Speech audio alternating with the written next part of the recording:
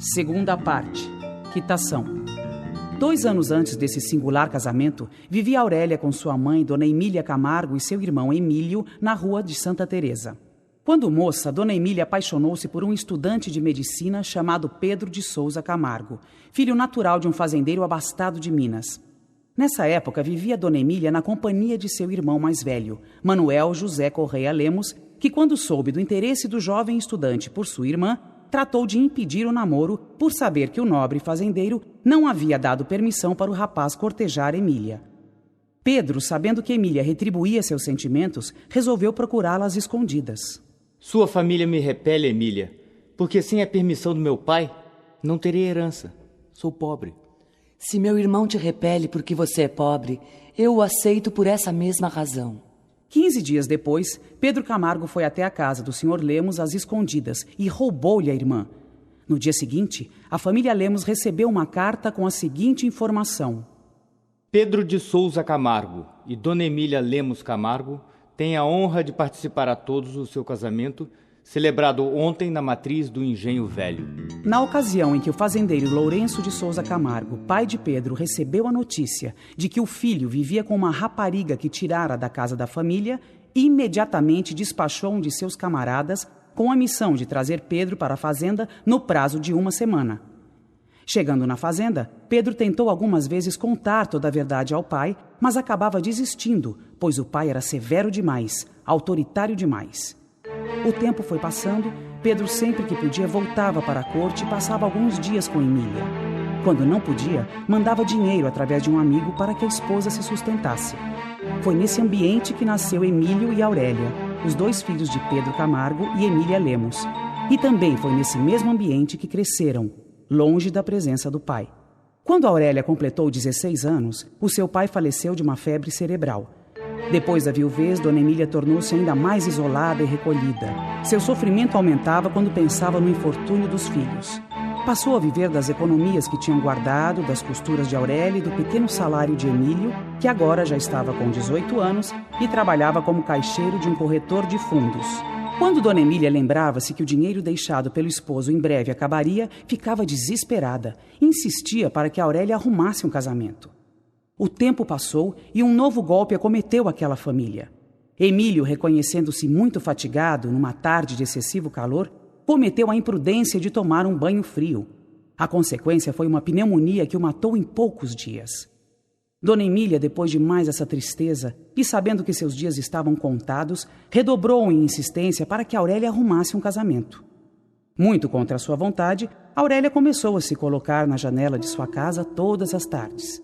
Não tardou que a notícia da menina bonita de Santa Teresa se propagasse entre certa roda de moços. A menina cumpria estritamente a obrigação que se tinha imposto. Mostrava-se para ser cobiçada e atrair um noivo. Entre os apaixonados de Aurélia, contava-se Eduardo Abreu, rapaz de excelente família, rico e nomeado entre os mais distintos da corte. No primeiro mês, a investida dos pretendentes não passou de um combate sem importância, breve. Porém, apareceram comentários e intenções maldosas. O pior é que quem abriu o exemplo foi pessoa conhecida.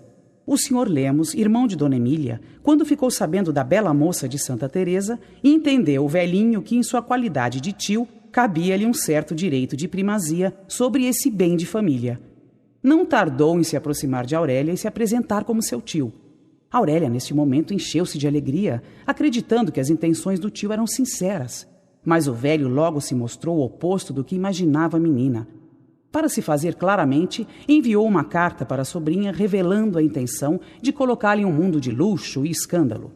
Aurélia, decepcionada com o tio que se apresentou como empresário dessa metamorfose lucrativa para ambos, voltou para o seu mundo desiludida com esse parentesco. Foi aí que apareceu Fernando Seixas. Ele começou a passar pela rua da casa de Aurélia fazendo-se notar. Sempre olhava para ela de uma forma muito particular, e ela discretamente retribuía esse agrado.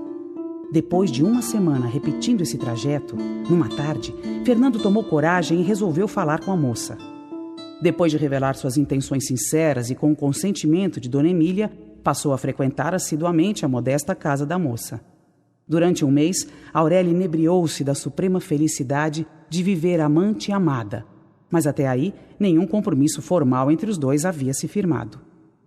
Por essa ocasião, para a alegria de Dona Emília, Eduardo Abreu apareceu em sua casa e, decidido, pediu a mão de Aurélia em casamento.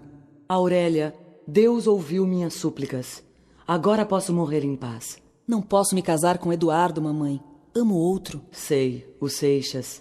E ele se casa contigo? Nunca lhe perguntei, minha mãe. Pois eu perguntarei. Naquela tarde, quando Dona Emília dirigiu a conversa para o ponto melindroso, Fernando lhe assegurou que suas intenções eram as mais puras. Disse que se ainda não havia manifestado esse desejo, era porque aguardava a ocasião certa. Ao saber que o casamento de Aurélia com Fernando estava ajustado, o Sr. Lemos não se sentiu derrotado em suas intenções. Não era homem de abandonar facilmente uma boa ideia. Sabia o Sr. Lemos que na Rua das Mangueiras morava o Tavares do Amaral e sua filha Adelaide. Sabia também o velhinho que Fernando, sempre que passava pela rua, trocava olhares com a moça. Adelaide era cortejada por Torquato Ribeiro, um rapaz pobre e desarranjado.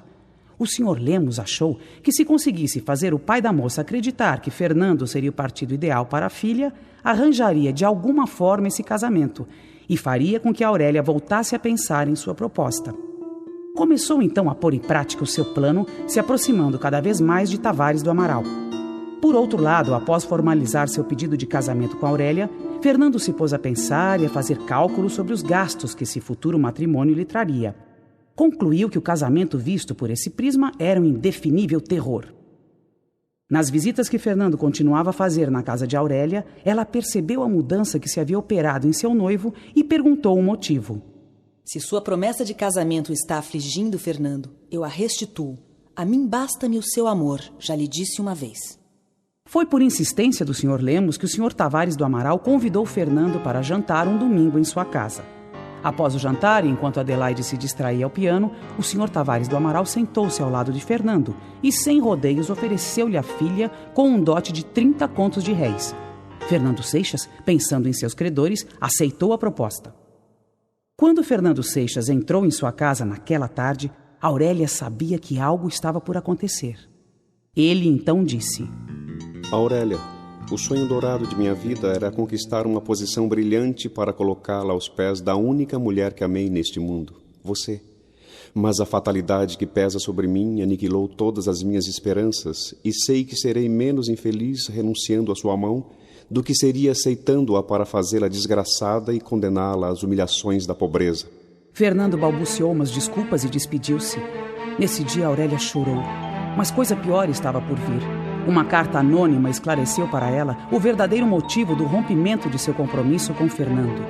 Um dote de 30 contos de réis.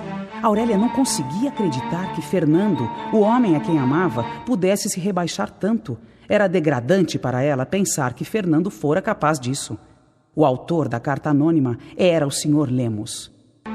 Numa manhã, bateram à porta de Dona Emília.